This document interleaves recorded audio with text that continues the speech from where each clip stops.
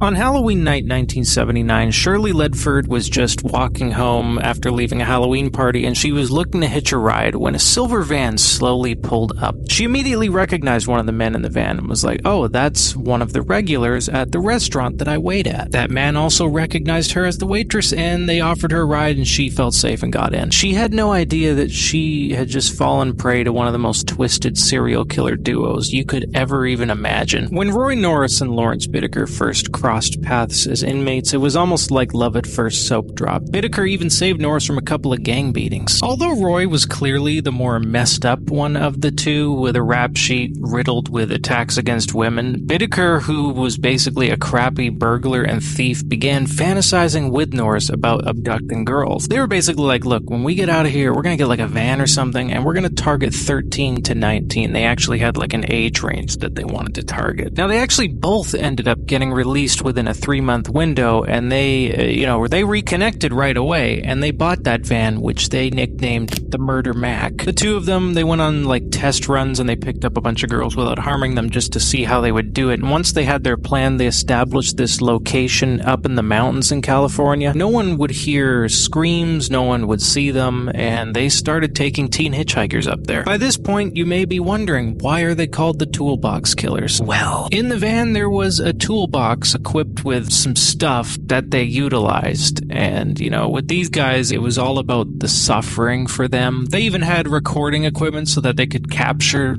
everything that they were doing. Now, back to Shirley. By this point, these bozos had been on their 5-month crime spree. They felt pretty much invincible, and instead of taking Shirley up to the mountains, they took turns attacking her while on the move, driving through the suburbs of LA. I can't even mention what they did to Shirley, but they put her through multiple hours of hell. There's even an audio recording out there. I don't recommend listening to that. They ended up just opening up the van door and leaving her on somebody's front lawn in order to enjoy the thrill of getting to see it on the news the next day. Now, here's where their little operation goes down in flames. Up until this point, police hadn't made any sort of serial killer connection or anything like that, because the girls that Norris and Bittaker had taken up to the mountains, they had just thrown over the canyon and they hadn't been found yet. But good old Roy Norris decides that he wants to rekindle a friendship with an old prison buddy and tells him everything, the entire 5-month crime spree in minute detail. Prison buddy's like, "Huh, wow." Turns around, calls his lawyer. The lawyer's like, "Look,